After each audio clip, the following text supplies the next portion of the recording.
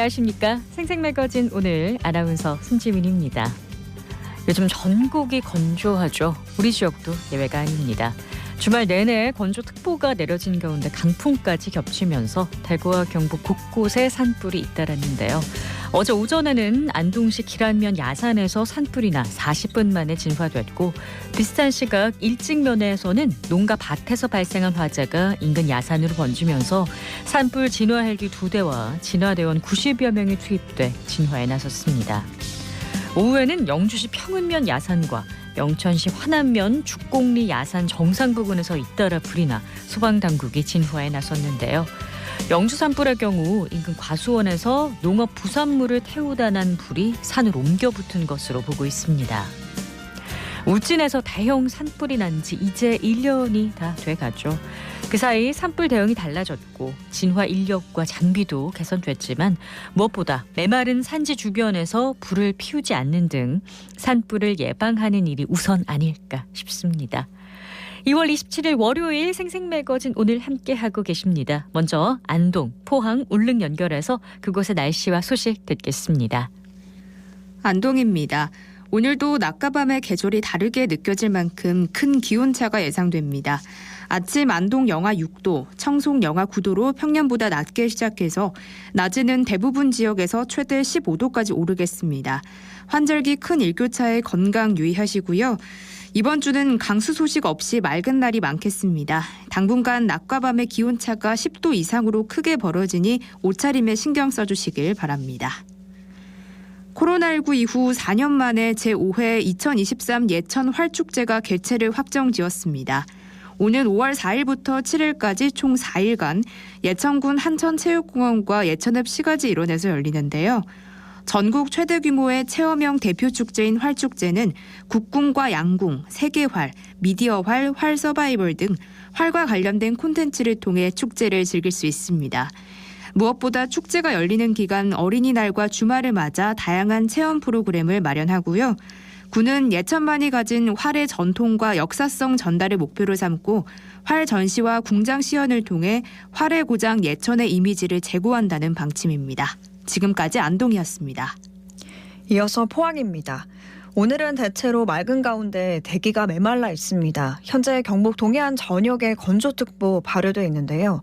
당분간 건조한 날씨 이어지겠고 특히 바람도 강하게 불겠습니다. 산불 등 화재 예방에 각별히 유의하셔야겠습니다.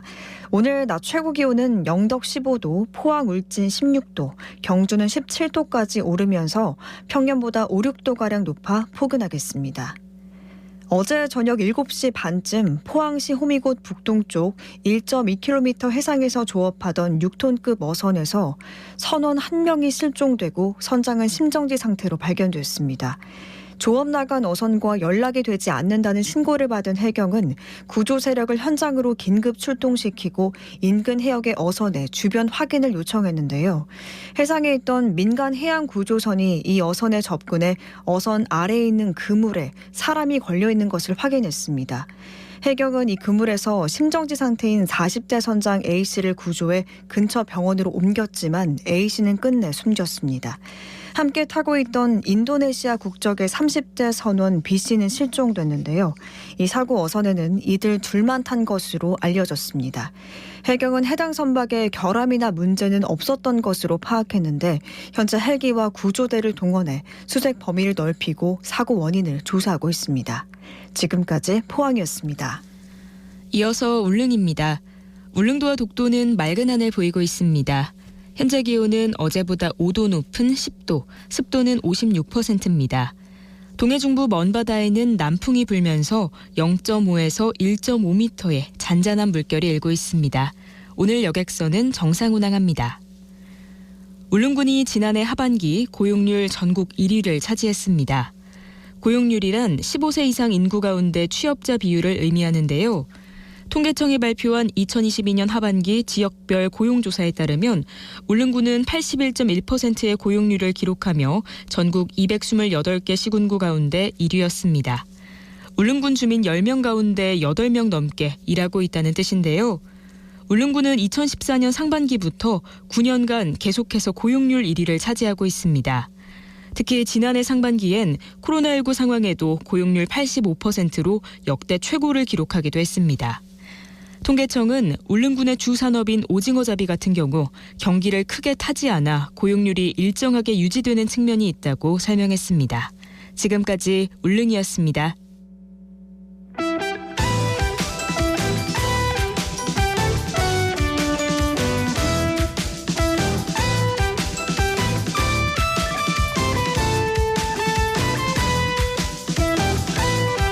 오늘을 보는 키워드 뉴스 매일신문 최원영 기자와 함께합니다. 안녕하세요. 네, 안녕하세요. 네, 오늘 첫 번째 키워드부터 볼까요? 네, 엑스코선 주민설명회입니다. 네, 엑스코선이 요즘 핫 이슈입니다. 네. 주민설명회가 열린 건가요? 네, 맞습니다. 이 대구도시철도 엑스코선 기본계획 초안이 공개된 이후에 이 역사 위치 조정 요구가 지금 거세지고 있는데요. 북구청이 오늘 열리는 이제 대구교통공사 공청회를 앞두고 지난 23일이었습니다. 주민설명회를 열었는데 네. 북구 주민들은 이 자리에서 엑스코와 경북대 북문에 반드시 정거장이 들어서야 한다 이렇게 한 목소리를 냈습니다. 네, 그러면 지금은 역 위치가 어떻게 돼 있는 거죠? 예, 기본계획에 따르면 엑스코역은 엑스코와 지도상 직선거리 350m, 도보거리로는 500m 정도 떨어져 있고요. 네. 경북대는 가장 인접한 상격청사역과 400m 정도 떨어져 있습니다. 네, 그러면 엑스코 없는 엑스코라는 얘기가 괜히 나오는 네. 게 아니었습니다. 접근성이 많이 떨어진다는 얘기죠. 예, 그렇습니다. 이 엑스코와 종합유통단지가 있는 이 상격이동주민자치위원회 측은 이번에 나온 기본계획을 보니까 이 말만 엑스코선이라고 하고 실제 노선은 딴판이다 이렇게 주장을 하고 있습니다. 네. 또 엑스코선 정거장 위치는 이 엑스코뿐만 아니고 한 2,800여 이 종합유통단지 상인들의 명운이 걸린 중대사항이다 이렇게 얘기를 하고 있습니다. 경북대 접근성을 둘러싸고도 이 대연동, 침산동, 상격동 이 주민자치위원회 측의 반발이 거셌는데요. 이들은 이 경북대 북문역을 신설해야 하고 네. 기존에 계획됐던 상격청사역은 경대고 인근으로 좀 옮겨서 이 삼성 창조 캠퍼스와 연계율을 좀 높여야 한다 이렇게 주장하고 있습니다. 네, 역세권이라는 게 뭐 상권도 그렇고요. 네네. 많은 이권이 몰리는 것이기 때문에 맞습니다. 많은 분들께서 예민하게 받아들일 수밖에 없는데 네. 지자체나 정치권 의견은 어떤가요? 예, 이날 설명회에 참석한 김지만 시의원하고 배강식 북구청장도 이 주민들의 엑스코선 노선 변경 요구에 동참하고 나섰는데요. 네. 이 대구시의회 건설교통위원장 맡고 있는 김지만 시의원은 시간이 좀 더 걸리더라도 이 엑스코 있는 엑스코선이 건설돼야 한다 이렇게 목소리를 높였고요. 배강식 북구청장은 엑스코 있는 엑스코선이 건설이 되면 이 마이스 산업과 종합유통단지가 새롭게 대구 경제를 이끌 수 있을 것이다 이렇게 얘기를 하고 있습니다. 이제 오늘 열리는 대구교통공사 공청회도 관심이 집중되겠네요. 맞습니다. 이 엑스코선이 지나가는 게 북구, 수성구, 동구인데요. 네. 이 중에서 자체 주민 설명회를 개최한 건 북구가 처음이었습니다. 수성구와 동구는 이 대구교통공사가 진행하는 전략환경영향평가 주민 설명회 외에는 따로 자체적인 일정은 없다고 지금 하고 있고요. 네.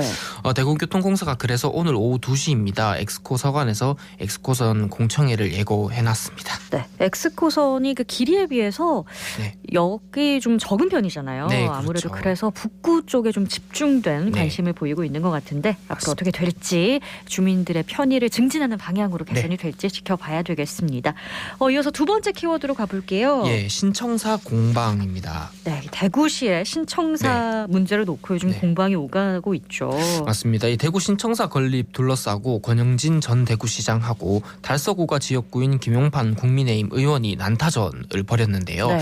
이 사업 무산 위기에 대한 책임을 두고서 날선 비난이 오가면서 감정 싸움으로 번질 조짐까지 보였습니다. 네, 난타전이라고 표현을 해주셨는데 이번 네네. 공방이 어떻게 시작이 된 거죠? 예, 발단을 보면 김 의원이 지난 21년 기자회견이었는데요. 네.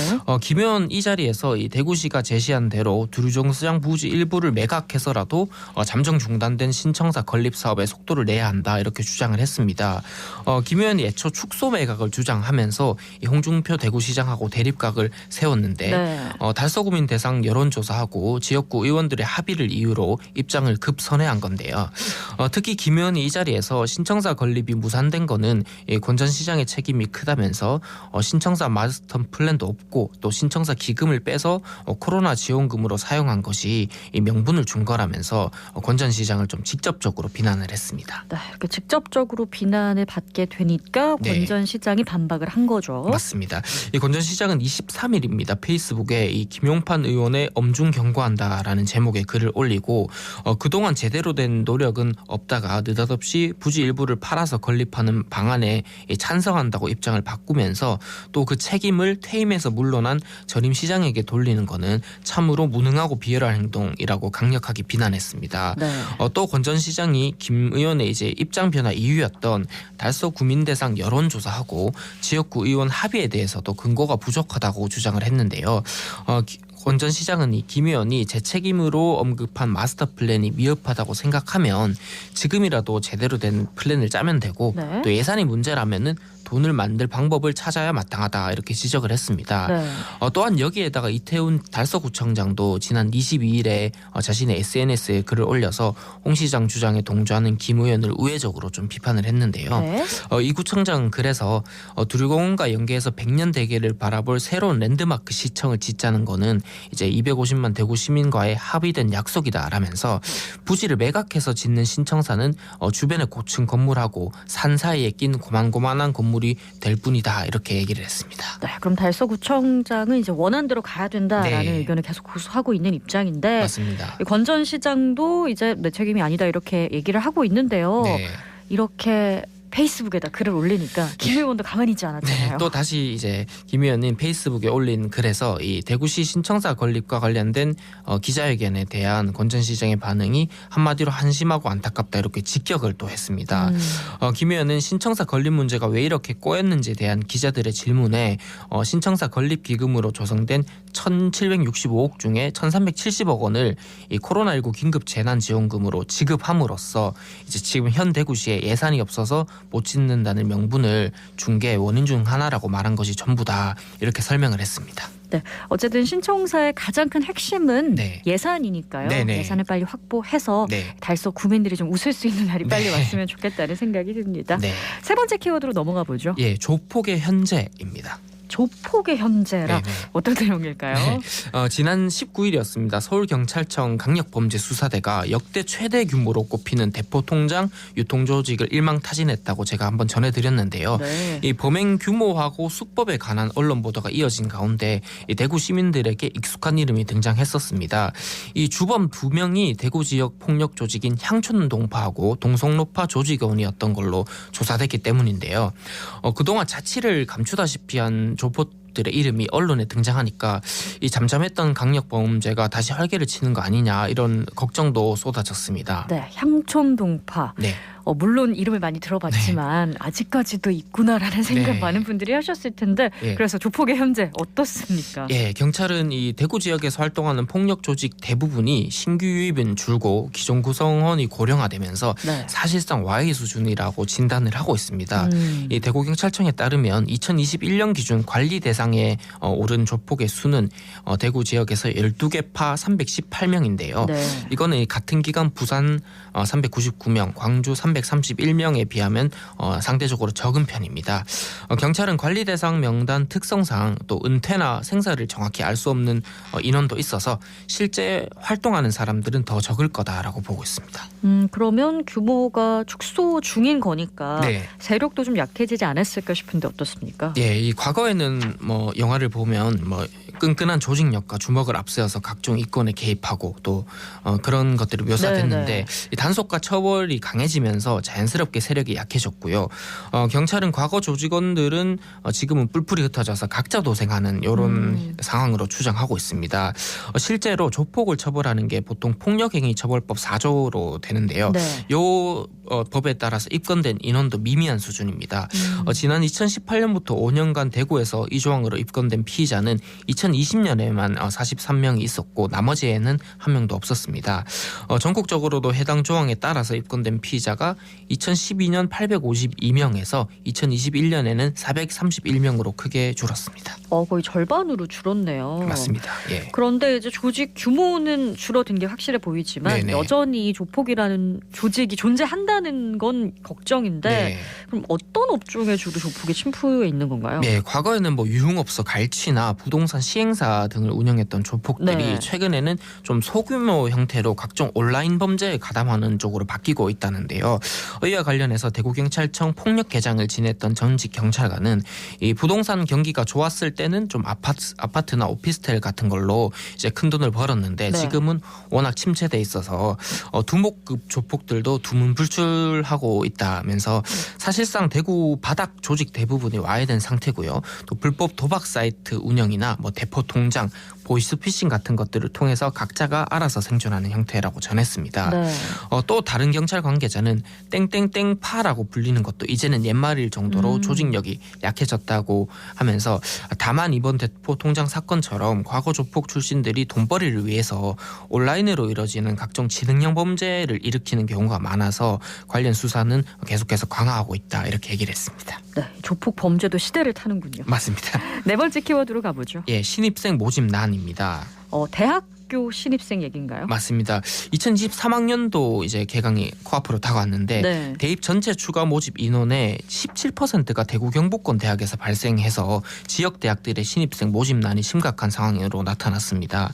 송환학원에 따르면 올해 전국 164개 대학의 추가 모집 인원은 한 17,000여 명 정도 됐는데 네. 대구 경북권 대학 19곳의 추가 모집 인원이 차지하는 비율이 이 중에서 2,974명으로 무려 17%에 달하는 걸로 나타났습니다. 이거 높은 비율인가요? 높은 비율입니다. 이 대구 경북의 2023학년도 수험생이 전국 대비해서 8.7%에 불과한 걸 고려하면 17%는 좀 높은 비율이거든요. 네. 특히 지역 19개 대학의 정시 모집 인원 중에 추가 모집 인원이 차지하는 비율은 27.9%에 달합니다. 그러니까 이번 정시 모집에서 대구 경북권 대학들이 정원 정시 모집 10명 중에 3명 정도는 못 채웠다 이런 말입니다. 그럼 대학별 성적은 어떤가요? 예, 대학별로 보면 19곳 중에 6곳은 올해 정시 모집에서 절반 인원도 채우지 못했고요. 정시 모집 인원 중에서 무려 93.3%를 추가 모집 인원으로 채운 곳도 있었습니다. 그나마 대구교대하고 디지스트, 대구경북과학기술원은 추가 모집 인원이 한 명도 발생하지 않았고 네. 이어서 계명대, 금호공과대, 경북대, 한동대, 영남대 순으로 이 추가 모집 인원 비율이 낮았습니다. 네, 뭐 비수도권 대학이 이 정도인데 수도권 대학도 역시나 어렵다고 하더라고요. 예, 맞습니다. 아마 요즘 복합적인 요인들 때문에 네, 신입생 모집난을 네. 어느 지역도 피할 수 없던 것 같습니다. 맞습니다. 네, 오늘 키워드 뉴스는 여기까지 드릴게요. 고맙습니다. 네, 감사합니다. 지금까지 매일신문 최원영 기자와 함께했습니다.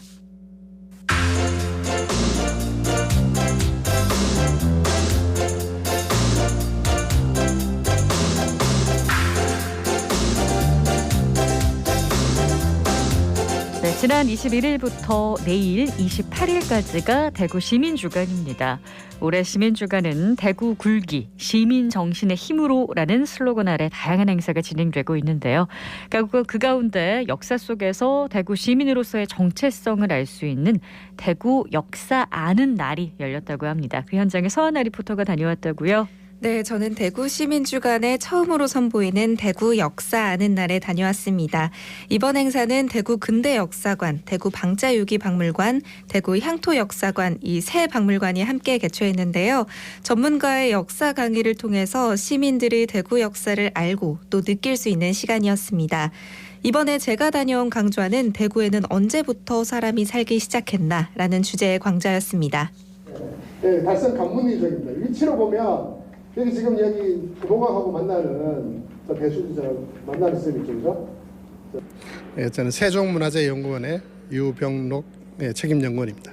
네, 제가 오늘 이제 중점적으로 말씀드렸던 부분은 대구 지역에 그동안 많이 조사가 되지 않았던 구석기 유적 사례를 말씀을 집중적으로 말씀을 드렸습니다. 특히 이제 그 달성군 강문리 유적이라고 하는 유적이 구석기 유적으로 특히나 국내에서는 사례가 많지 않은 중기 구석기 유적이 되겠습니다. 물론 기존에 우리가 월성동에 후기 구석기 유적으로 월성동 유적이라고 중요한 유적이 있습니다만은 그보다 시간적으로 더 거슬러 올라가는 유적이 조사되었기 때문에 그 의미가 또 남다르다고 생각이 됩니다. 대구는 이제 우리가 알고 있듯이 우리나라에서 가장 큰 하천인 낙동강 그리고 대구가 그 지역 중간의 지점에 해당되는 곳에 지금 자리 잡고 있죠. 그러다 보니까 이 교통적인 지리적인 발달이 잘 된 곳이고, 그러다 보니까 구석기 시대, 친석기 시대, 그 위에 특히나 천동기 시대는 거의 도시 수준에 가까운 많은 사람들이 살았던 것으로 알려지고 있습니다. 그래서 대구에 어떻게 보면 지금의 도시화는 이미 적어도 3,000년 전부터 시작됐다고 해도 과언이 아닐 정도로 많은 사람들이 살았던 곳이라고 할 수 있습니다. 뭐 우리 지역의 근현대사 이야기는 좀 많이 들어봤지만 구석기 시대의 역사라고 하니까 굉장히 신선하게 느껴지네요. 네, 저 역시 그랬는데요. 대구 지역의 근대 역사에 대한 연구나 전시는 많이 이루어지고 있지만 고대 유적은 비교적 부족한 실정이라고 합니다. 전문가의 분석에 따르면 대구 지역의 고대 역사, 특히 구석기 시대 역사의 전공자가 부족한 이유도 있다고 합니다. 이날은 남녀노소 많은 시민들이 강의를 듣고 대구 역사 시작에 대해 새로운 지식을 얻어갔다고 하는데요. 시민들의 목소리 들어봤습니다. 달성군 다사업에 살고 있는 이지영이라고 합니다.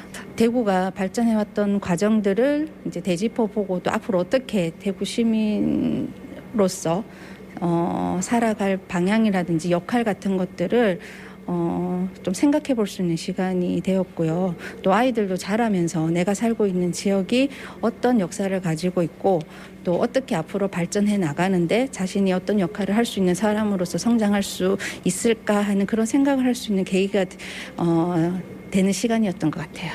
장준영이라고 합니다. 이제 2월을 맞아서 대구 시민문화축제를 열었는데 그 기념으로 대구의 역사를 알아보고자 해서 이 문화체험관에 왔습니다. 이제 대구의 기본적인 역사가 아니라 오스트랄로피테쿠스 역사부터 시작해서 지금 현생인류 호모사피엔스까지 대구 전 인류의 역사를 알게 돼서 좋았습니다. 충북 동문동에 사는 유우아입니다.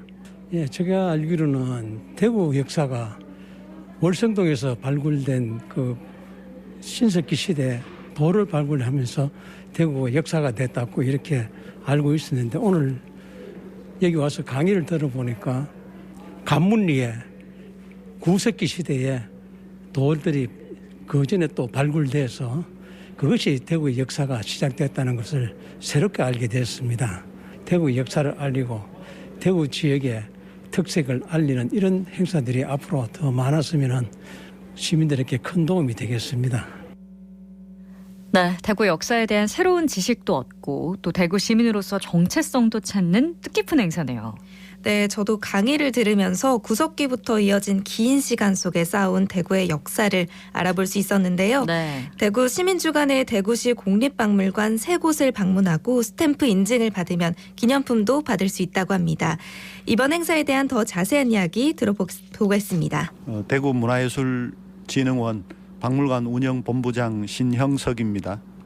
올해 대구 시민주간 행사에 대구 문화예술진흥원 소속 대구시 공립등록박물관 3개관이 처음으로 참여하게 되었습니다. 대구 근대역사관, 대구 방자유기박물관, 대구 향토역사관에서 박물관과 함께 대구 역사 아는 날이란 주제로 3개관 방문 인증 이벤트와 역사 강좌 등을 마련했습니다. 대구의 정체성, 시민정신은 대구 역사와 깊은 관련이 있다고 할 수 있습니다. 대구 역사에 관심을 갖고 아는 것이 바로 대구 정체성을 발견하고 시민정신을 아는 것이라 생각합니다. 문화도시 대구의 위상을 고려할 때 대구 역사 문화를 아는 다양한 프로그램이 운영되어야 하는데 지금까지 그렇지 못한 것 같습니다.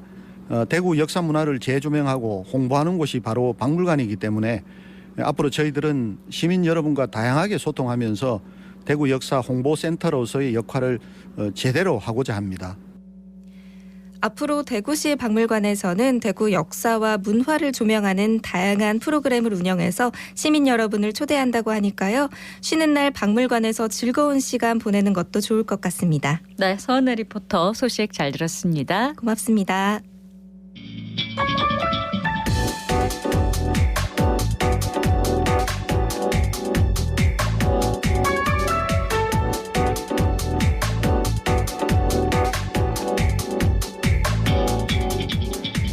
묻고 듣고 생각과 마음을 나누는 방송. 지금 여러분께서는 대구 경북을 보고 듣는 생생 매거진 오늘을 함께하고 계십니다.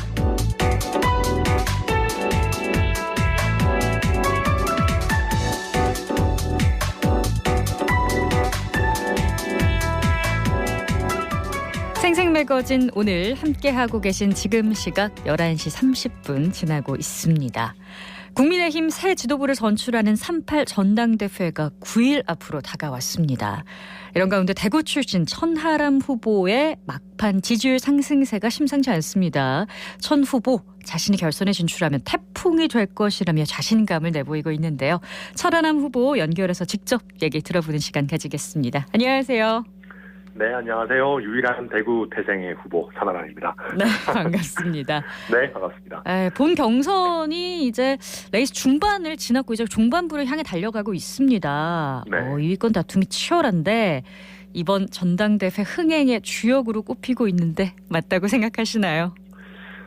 네, 사실 저희 전당대회가 좀 그전에는 무서웠어요. 약간 좀 뭐랄까요, 공포 분위기의 전당대회였었는데 네.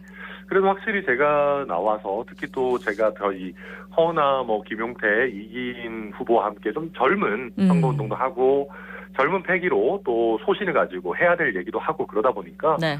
전당대회가 훨씬 더 뭐랄까요, 활기차고 재밌어진 것 같아가지고 당원의 한 사람으로서 저도 뿌듯하게 생각하고 있습니다. 그렇습니다. 국민의힘 내에서는 개혁의 아이콘이라고 느껴지긴 합니다만 이번 당 대표 경선에서 아쉽게 대중 여론조사는 빠졌잖아요. 그래도 이번 당 대표 선거를 통해서 천하람이라는 정치인이 굉장히 많이 알려졌기 때문에 대중에게 이런 정치인으로는 좀 보이고 싶다 이런 포부가 있을 것 같은데요. 저는 영남과 호남 모두에서 사랑받을 수 있는 정치인이라는 것을 좀 알리고 싶습니다. 네. 제가 사실 고향이 대구인데 네. 이제 전남 순천에서 정치를 하고 있기 때문에 제가 이제 기회될 때마다 동성로나 수성못이나 가면서 인사드리면은 네. 다들 호남이 고향 아니셨냐고 하시는 분들이 아직 많으세요. 근데 이번 전당대회를 거치면서 대구 경북에서도 천하람이 진짜 괜찮다. 오랜만에 대구에서 큰 정치인 나올 것 같다. 이런 분들이 많아져가지고 네.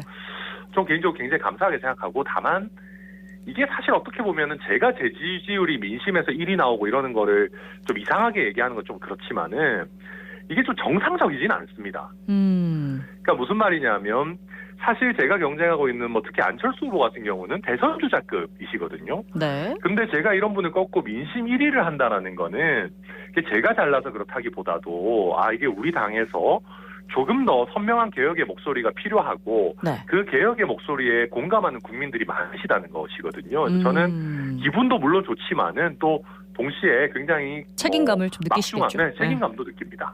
그렇습니다. 얘기하셨으니까 좀 여쭤보고 싶은 게 대구 출신인데 네. 왜 순천에서 활동을 하시는 건지.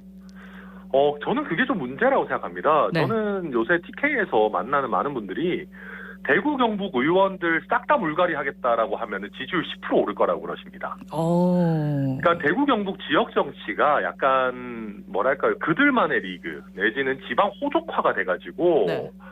저같이 연줄이 다소 부족하고 소신과 능력 있는 사람은 사실은 대구 경북에서 자리 잡기가 쉽지가 않습니다. 정치 경력이 짧기 때문이다. 네, 맞습니다. 그래서 그게 단순히 정치 경력의 문제뿐만 아니라 네. 돈과 조직이나 이런 것들이 굉장히 독점화돼 있습니다. 그러니까 그러다 보니까 지금 유능한 젊은 사람들이 지방의원까지는 어떻게 줄 서가지고 하지만은 네. 국회의원으로 성공적으로 전환하기가 쉽지가 않아요. 그래서 그런 상황에서 저도 새로운 블루오션을 개척해야겠다라고 해가지고 호남에서 정치를 시작한 것이고, 저는 지금 그래서 우리 TK의 정치도 네.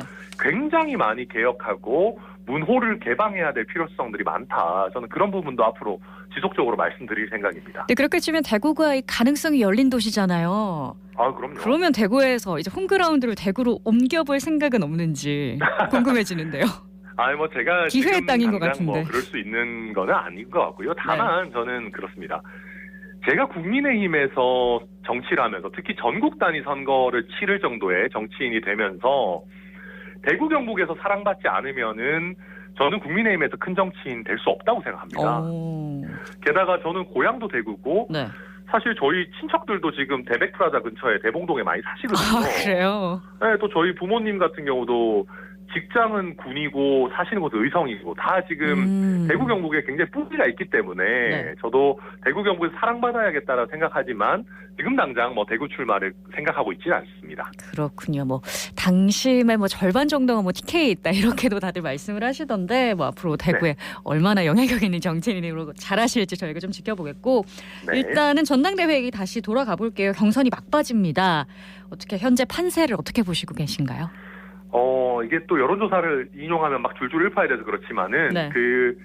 뭐 약간 들쭉날쭉합니다만은 당원들을 특히 책임 당원들을 대상으로 한 여론조사에서는 제가 확실히 실버 크로스를 이뤘다, 특히 2위로 확고히 올라섰다라고 하는 데이터들이 좀 많이 나오고 있습니다. 그러면은 결선 투표에 갈 수 있다라고 보시는 건가요? 네, 저는 김기현 후보가 본인의 리스크, 최근에 땅 의혹뿐만 아니라 뭐 저한테 바이든 날리면을 물어보시는 거라든지 뭐 대통령 탄핵을 언급하시는 건든지 이런 식으로 김기현 리스크가 노출되면서 오히려 약간 김기현 무능력 프레임에 좀 빠지신 것 같아요. 그래서 40% 박스권을 못 벗어나고 있고 그 와중에 제가 이제 좀 올라오면서 개혁의 천하람, 구태의 김기현 구도로 저는 아마 결선에 가지 않겠나 이렇게 봅니다. 프레임을 이제 구태와 개혁으로 잡으신 건데 그럼 네. 결선 투표에 만약에 간다 그러면 승리를 자신하시나요? 저는 그렇게 봅니다. 일단 안철수 후보가 만약에 저를 꺾고 결선에 간다 그러면은 어대현이 될 겁니다. 왜냐하면은 안철수가 천하람을 이기는 거는 스토리가 아니고 감동도 없습니다. 그냥 뭐 그러려니 할 만한 일인데 네. 반대로 천하람이 대선 주자급인 안철수를 이기고 올라간다라고 하면은 이건 태풍이 될 것이고 드라마다? 네, 드라마가 될 것이고 또 제가 사실은 인지도라든지 아니면 정치적인 중량감에 있어서 좀 부족하다라는 평가들이 있거든요. 근데 다른 것 뭐 100마디 말보다도 안철수 후보를 꺾은 사람이면은 인지도나 중량감 모두 한 번에 다 해결이 됩니다. 네. 그래서 저는 그 정도 태풍이 분다면은 김기현 후보 특히 개혁과 구태의 싸움이라면은 저는 우리 당원들께서 개혁을 선택해 주시리라 믿고 있습니다. 그렇군요. 그렇다면 내일 합동 연설에서도 이런 내용으로 주로 연설을 하고 강조하실 예정인가요? 네, 저는 연설에 대해서 부담을 사실 많이 느끼는 편입니다. 다른 그래요? 후보님들은 지역별로 특성을 별로 고려하지 않고 주로 네거티브 정도를 하면서 연설을 하시는데 네. 저는 대구 경북 같은 경우는 특히 제 고향이기도 하고 네. 이번에 어쩌다 보니까 또 국민의힘 전당대회인데 당대표 후보 중에 제가 유일한 또 대구 태생이에요. 맞아요. 네, 그래서 대구 연설은 조금 힘을 줘가지고 네. 지역적인 특성도 잘 살리면서 임팩트 있는 연설을 해야겠다. 뭐 마무리 다듬기 작업 지금 하고 있습니다.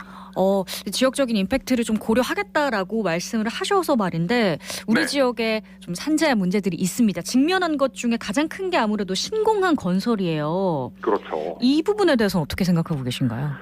그러니까 저는 대구 경북 신공항이 사실은 하나의 새로운 산업을 일으킬 만한 큰 계기가 돼야 된다고 생각합니다. 물론 공항 그 자체로서 특히 지금 부족한 대구에서의 접근성 문제 이런 부분들 네. 저희가 충분한 투자를 해가지고 막상 큰 투자를 해서 짓는 대구 경북 신공항이 외면당하지 않도록 우리 대구 시민들이 KTX 타고 뭐 인천 가거나 아니면 김해 가겠다라고 하시지 않도록 네.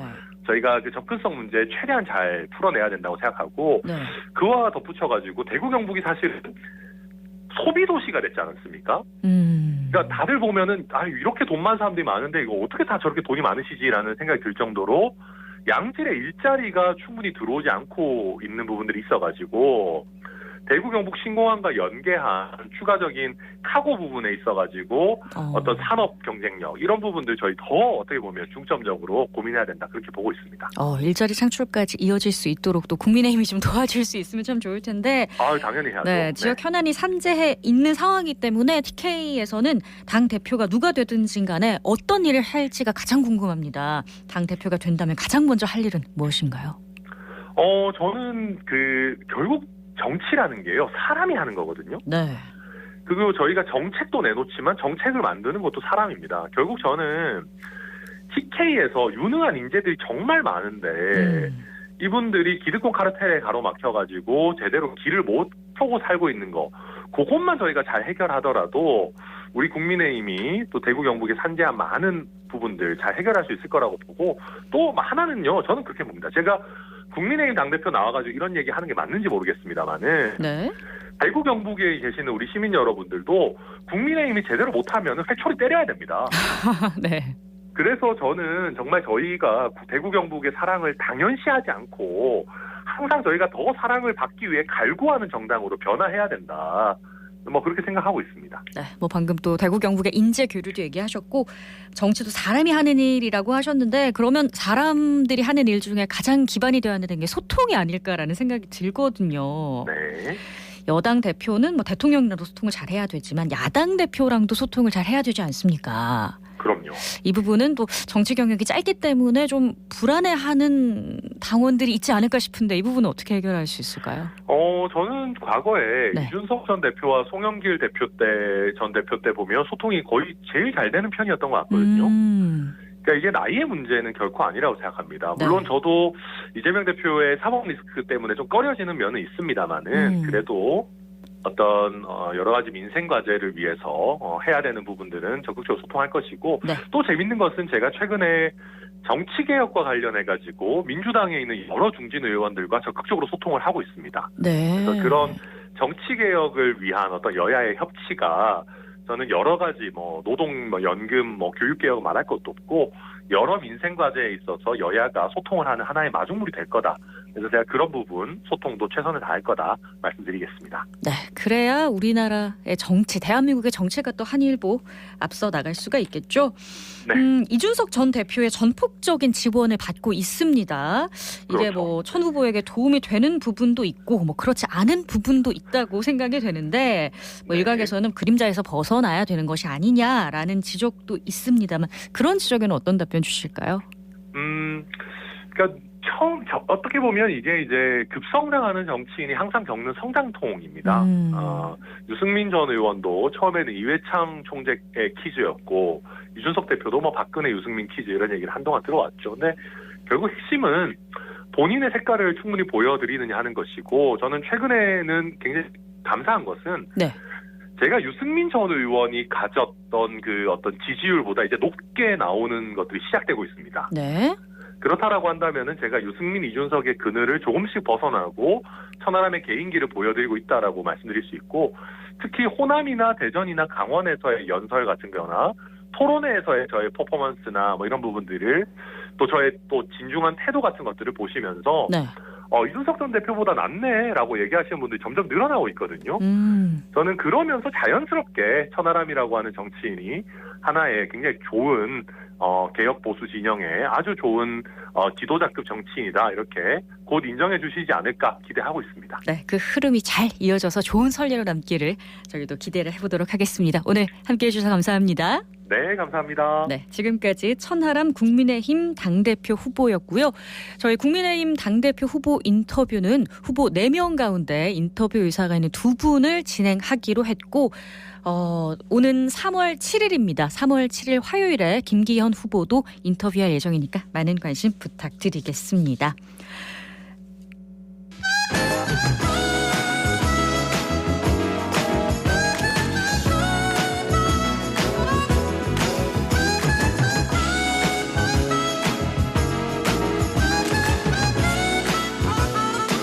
정치 알아야 바꾼다. 정치 알바. 김수민 시사평론가 연결하겠습니다. 안녕하세요. 네, 반갑습니다. 네, 지난주 금요일 국가수사본부장에 예정됐던 정순신 변호사가 자녀의 학교폭력 문제가 논란이 되면서 토요일이었습니다. 사퇴 의사를 밝혔죠. 네, 그렇습니다. 뭐 일각에서는 처음에 연좌죄 아니냐, 아들의 문제인데 아버지한테 연결시킬 수 있느냐 이런 얘기도 나왔는데요. 근데 내용을 살펴보면은 정 변호사 아들이 고교 시절에 수차례 피해자에게 언어폭력을 행사했다. 여기까지는 자녀 일이라고 볼 수 있겠지만 네. 이후에 전학 조치의 징계가 내려지니까 정 변호사하고 동료 변호사가 법정 대리인, 소송 대리인으로 재심 청구도 하고 행정소송도 하고 여러 법적 대응을 했습니다. 이미 강원도 학교폭력대책지역위원회 회의에서 해당 고교 교사가 반성을 전혀 하고 있지 않다고 생각한다라는 말까지 나왔거든요. 네. 그러니까 부모로서 아들의 반성을 이끌어내는 것이 아니라 어떻게든 징계를 피할 여지를 찾았다라고 하는 대목에서 윤리적으로 비난받을 소지가 있는 그런 전략이었습니다. 네. 이번 일을 계기로 정부의 인사 검증이 부실했다 이런 비판도 나오고 있더라고요.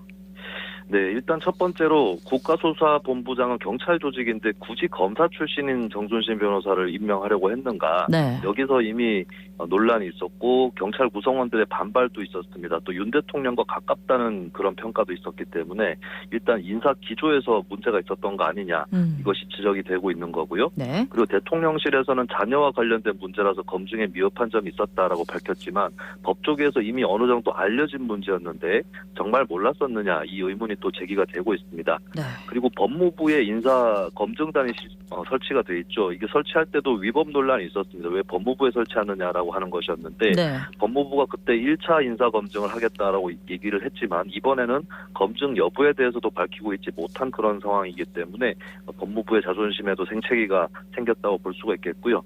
윤 대통령의 그동안 부정평가 중에 이유가 컸던 것이 인사 문제였는데 네. 이번에 또다시 정부 운영에 고비가 찾아왔다 이렇게 평가를 할 수 있겠습니다. 그렇습니다. 인사 검증과 관련해서는 의심스러운 부분이 많네요.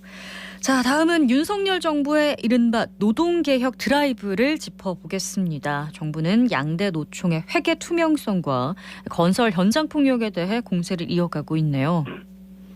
네, 건설 현장의 폭력이나 공사 방해는 분명히 있는 현상이고 분명히 근절돼야 됩니다. 여기는 이견을 표할 수 없을 것이고 공권력의 법을 엄정하게 집행해야 된다. 누구도 부인할 수 없을 겁니다. 다만 문제의 근원을 해소하고 있는가 돌아봐야 될 것 같은데요. 네. 건설 현장에 불법 하도급이나 중간 착취가 만연하고 있기 때문에 이 구조 속에서 노조도 취업에 개입할 필요성을 강하게 느끼고 그게 심지어 폭력으로까지 이어지고 있다라고 하는 점도 같이 짚어야 될 것 같습니다. 네. 그리고 타워 크레인 기사가 원래비 명목으로 웃돈을 받고 있는 이 현상에 대해서도 네. 정부에서 근절 의지를 밝혔는데요. 근데 이것도 구조를 한번 같이 살펴봐야 될 것이 기업이 타워 크레인을 직접 보유를 하지 않고 싸게 빌리고 일을 많이 시키는 과정에서 원래비가 생겨난 그런 측면이 강합니다. 네. 여기서 원래비만 없앤다고 한다면 타워 크레인 기사에 대한 갈취가 일어나는 것이다 라고 볼 수 있는 거겠고요. 네. 그리고 최근에 노조 회계 장부 문제가 큰 이슈가 되고 있는데 사실은 국가나 지자체에게 노조가 보조금을 받는다 한다면 이것은 이미 증빙 자료를 내고 회계 심사를 받고 있습니다. 네. 그런데 지금 정부는 보조금 외의 내역까지 공개를 하라고 하는 것인데 네. 법적으로 노조는 주된 사무소에 회계나 재정 관련한 자료를 비치할 의무를 지니지 그것을 정부에 제출할 의무를 지니진 않거든요. 이 부분은 이제 법적으로 논란이 될 수밖에 없다. 이걸 좀 같이 지적을 해야 될 것 같습니다. 네, 무작정 투명성만 강조해서는 안 되겠죠. 네, 또 정부는 이른바 노란봉투법에는 반대 의사를 분명히 하고 노동시간 유연화 법안을 추진하고 있는데요. 노동관계법안의 운명은 어떻게 될까요? 네, 일단 노란봉투법은 윤석열 대통령의 거부권 행사가 유력합니다. 그렇게 되면은 출석 의원의 3분의 2 이상이 찬성을 해야 재의결을 할 수가 있는데 국민의힘 의석이 3분의 1이 넘기 때문에 부결이 유력시된다라고 볼 수 있겠고요. 네. 일단 재계 쪽의 부담을 윤석열 정부가 대변하면서 반대를 하고 있다라고 볼 수 있는데 그러면 이제 남은 숙제는 거꾸로 노동권 신장에 대해서는 윤석열 정부가 무엇을 할 것인가가 남을 겁니다. 네. 그러니까 양대 노총을 공격한다고 해서 비정규직이나 중소기업 노동자들에게 뭔가 돌아가는 것 그것은 그 자체로는 생기지 않기 때문에 네. 정부도 대안 제시에 부담을 져야 된다라고 하는 것이고요. 네. 그리고 한편으로 거꾸로 정부에서 추진을 하고 있는 것은 주간 64시간 또는 69시간 정도 노동할 수 있는 노동시간 유연화 방안인데 이것은 노동계에서 또 반대를 하고 있고 민주당이 여기에 따르게 된다면 타결이 안 될 것이다 라고 볼 수 있겠습니다. 결론적으로는 정부가 추진하는 것 그리고 노동계가 추진하는 것 둘 다 통과가 되지 않는 구조인데 변화는 없으면서 갈등만 고조되는 상황이 우려가 되는 것이고요. 네. 어느 쪽이 됐든 간에 총체적인 해법을 제시해야 될 필요성이 있는 그런 상황이다라는 걸 인지를 해야 되고 정치권에서도 종합적으로 어떤 대책을 마련할 건지 이 방법을 반드시 내놔야 될 것 같습니다. 네, 종합적이고 총체적인 해법이 제시돼야 되는 거는 당연한 이야기겠지만 그 안에 노동자에게 좀 실질적인 이득이 돌아갈 수 있는 방향으로 모두 함께 고민을 좀 해봐야 될 텐데 앞으로 좀 네. 지켜봐야 되겠습니다. 국민의힘 전당대회 소식으로 넘어가 보겠습니다. 이제 얼마 남지 않았는데요. 김기현 후보 현재 지지율 1위를 달리고 있는데 KTX 울산 땅 투기 의혹이 아주 크게 불거져 있는 상황입니다. 김 후보가 자진해서 수사 의뢰하겠다 이렇게 밝혔는데 논란이 종식될 수 있을까요? 네, 일단 김기현 후보가 불법으로 도로 계획을 바꾸도록 직권을 남용했다거나 불법으로 1,800배의 치세 차익을 얻었다면 즉시 정계를 떠나겠다라고 밝히긴 했습니다. 네. 여전히 좀 짚어야 될 부분들이 남아 있는 것 같고요. 일단 상황을 살펴보면 1998년입니다. KTX의 도로 노선이 변경이 돼서 김 후보의 땅을 지나게 되었는데, 근데 송전선로 같은 경우는 김 후보의 땅을 비켜나가는 이런 상황이 됐거든요. 네. 이 과정을 규명을 해야 될 필요가 있겠고, 또 도로에 터널이 생겨서 이익 보는 게 없다라고 김 후보가 주장을 했는데 네. 터널 계획은 아직 세워지지 않았다라고 하는 것도 논란의 소지로 남아 있습니다. 네. 그리고 시세 차익이 얼마였느냐 정확하게 가려내야 될 것 같은데요. 김기현 후보가 1998년에 땅을 살 때는 평당 6,000원이었습니다. 그런데 민주당이 폭로한 바로는 이 부지 옆에 자연 녹지의 실거래가가 평당 183만 원이다라고 해서 1,800배가 뛰었다고 주장을 하는 것인데, 네. 이 주장 말고도 황교안 후보 같은 경우는 그 바로 옆에 인야 매매가가 2016년 기준으로 평당 44만 1,000원이다. 73.5배 뛰었다. 이렇게 주장을 하고 있습니다. 네. 1,800배는 아니라고 해도 막대한 시세 차익에 대해서는 김 후보가 설명 책임을 지닌다고 볼 수 있겠고요. 네. 그리고 현재 시가가 얼마인지에 대해서도 소명이 필요한 그런 대목이 되겠습니다. 네. 당대표 선출을 앞두고 김기현 후보에 대한 다양한 의혹이 나오고 있는데 그중에서 가장 이제 시민들도 관심을 가지고 있는 부분이 KTX 울산 땅 투기 의혹입니다. 시간이 좀 많이 지난 사안이라 설명을 할 수 있는 부분이 좀 적어 보이긴 하지만 그래도 정확하게 짚을 건 짚어야 되겠죠. 자, 오늘 국회 본회의에 상정될 더불어민주당 이재명 대표의 체포 동의안 소식도 다뤄볼까 하는데요. 부결 전망이 우세한데 남은 변수가 있을까요? 네, 민주당과 친민주당 무소속 그리고 기본소득당까지 합치면 177석이기 때문에 이 중에 28명 이상이 찬성 표결을 해야 가결이 되지 않을까 싶은데요. 그러나 민주당 내부에서 이 대표가 자진해서 구속영장 실질 심사를 받아라 이런 목소리는 있었지만 이렇게 얘기한 의원도 표결까지 가게 되면 당 대표에 대해서는 부결 입장에 설 것이 유력하기 때문에 부결 전망이 우세합니다. 네. 다만 나중에 백현동 개발이나 쌍방울 그룹 의혹 이런 것들로 체포 동의안이 추가로 더 올라올 가능성이 있고 다음에는 못 견디겠다라고 하는 의원들이 나올 수 있거든요. 네. 그렇기 때문에 체포 동의안 처리 이후가 민주당의 진짜 고비가 될 것이다라고 전망을 해봅니다. 민주당 일각에서는 이재명 대표가 사퇴해야 한다는 여론도 나오더라고요. 오늘 체포 동의안 처리 이후에 본격화될 수 있을까요? 네, 일단 민주당 관련 제1 이슈가 사법 리스크가 되어버린 것은 현실이겠고요. 당의 사업이 이재명 대표 문제에 묻히고 있는 거 아니냐는 걱정을 이 민주당 일각에서 하고 있습니다. 네. 체포동의안에 대해서도 가결 여론이 높고 불체포 특권 자체에 대한 부정적 여론이 높기 때문에 당 대표에 대한 체포동의안이 계속 올라오는 거에 대해서 부담이 있는 것이라서 그렇다면 체포동의안은 부결을 시키더라도 대표직에서는 사퇴해라 이런 요구가 특히 비명계에서 점점 크게 부상을 할 것으로 보이고요. 네. 일단 체포동의안 처리에 따른 후폭풍이 어느 정도인지 지켜보면서 대응 방향을 정할 것으로 보입니다. 네. 다만 이재명 대표가 빠르게 대표직에서 내려올 수 있을까라고 했을 때 지지해준 친명계 입장도 있는 거고 내년 총선 관련해서 시스템이 아직 마련돼 있지 않은 상황에서 대표직에서 내려온다라고 하는 건 힘들 가능성이 아직 높고요. 또 정작 대표직에서 내려온다고 내려왔더니 당이 자신을 보호해주지 않는다 이런 걱정을 할 수도 있기 때문에 이 문제가 빠르게 매듭을 지을 가능성 상당히 희박하다라고 볼 수 있겠습니다. 네. 오늘 국회 본회의에는 한동훈 법무부 장관이 발언대에 서서 체포동의 요청 이유를 설명합니다. 이재명 대 한동훈 구도가 형성되는 것 아니냐는 관측도 나옵니다. 네, 노웅래 의원 체포동의안 상정 당시에는 구체적인 증거 내용도 제시를 하고 좀 튀는 언행을 했었는데요. 네. 이번에는 사안이 좀 더 복잡하고 야당 대표이기 때문에 더 첨예한 갈등을 일으키기 때문에 보다 진중한 자세로 임하지 않겠는가라고 예측이 됩니다만 네. 튀는 언행을 그래도 할 수 있다고 예측되는 이유는 상대가 이재명 대표고 또 이재명 한동훈의 구도 이것이 짜여질 수 있는 거 아닌가라는 측면에서 그런 예측이 나오는 것 같은데요. 네. 다만 이제 결정적인 증거가 만약에 있다면 아껴뒀다가 재판에서 꺼내야 한다는 점 또 사안이 엄중하기 때문에 반드시 가결시켜주기를 바라는 마음이 드러나야 한다는 점에서는 노웅래 의원 체포동의안 때보다는 좀 무거운 분위기가 되지 않을까 이렇게 전망을 해봅니다. 그렇군요. 이런 가운데 대장동 개발 특혜 의혹의 핵심 인물 유동규 씨의 유튜브 출연도 화제가 되고 있습니다. 이재명 대표에게는 어느 정도로 부담이 될까요? 네, 결정적 증언이나 물증이 방송에서 나오기는 어렵지 않을까. 수사기관에서 했던 진술을 초과할 수는 없지 않을까라고 일단 예측을 해보는데요. 네. 다만 사법적 분야가 아니라 정책적 분야에서 논쟁거리가 이미 나오고 있습니다. 예를 들면은 대장동 의혹 개발 이익 중에서 1,800억 원을 성남시가 당시에 시민 배당을 했었는데 현금 배당이죠. 근데 유동규 씨는 이것이 원래 다른 쪽으로 무상 의료라든지 다른 쪽으로 할 수 있는 방안도 있는데 전격적으로 현금 배당으로 결정됐다라고 하면서 이재명은 굳이 따지면 보수다 이런 평가까지도 했거든요. 네. 이런 부분은 이제 공공임대주택을 축소하고 현금 배당으로 돌렸다라고 하는 진보 진영 일각의 비판과도 일치를 하기 때문에 네. 정책적 정치적 논쟁이 될 수 있다라고 하는 거고 이재명 대표나 민주당은 여기에 충실히 답변을 하거나 반박을 해야 되는 책임을 갖고 있다라고 볼 수 있겠습니다. 네, 정치적 논쟁이기 때문에 저희가 또 앞으로 정치권에서도 촉각을 곤두 세워야 할 것 같습니다. 지금까지 정치알바 김수민 시사평론가였습니다. 고맙습니다. 네, 감사합니다. 네, 이어서 이 시각 교통 상황 알아봅니다. 서유리 리포터.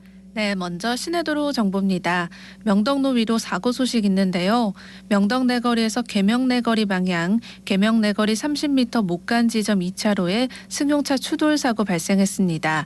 또 칠곡 중앙대로 위로도 사고 발생했는데요. 매천시장에서 팔달교 방향, 매천시장 입구 부근 3차로에 승용차와 화물차 간 추돌 사고 있습니다. 이 구간 지나시는 분들은 안전하게 지나시기 바랍니다. 소통 살펴보면 달구벌대로 대구은행 내거리에서 삼덕 내거리 방향 정체되고 있습니다. 계속해서 고속도로 상황입니다. 경부고속도로 서울 방향 동대구 분기점에서 금호 분기점까지 소통 원활합니다. 중앙고속도로 춘천 방향은 다부나들목에서 군위 분기점까지 제속도 내며 지나고 있습니다. 지금까지 이 시각 교통정보였습니다. 네, 대구시가 홀몸 어르신과 장애인을 대상으로 응급안전안심서비스 신청을 받습니다. 응급안전안심서비스는 정보통신기술 기반의 장비를 설치해서 화재나 낙상 등의 응급 상황이 발생하면 신속하게 119 연결을 도와주는 사업인데요. 만 65세 이상이면서 혼자 생활하는 기초생활수급자, 차상위계층, 기초연금 수급자나 구군이 생활여건과 건강상태 등을 고려해서 상시 보호가 필요하다고 인정하는 어르신은 신청할 수 있습니다. 신청은 행정복지센터나 구군 사회복지관을 통해 하시면 됩니다. 생생매거진 오늘 준비한 소식은 여기까지입니다. 지금까지 아나운서 손지민이었습니다.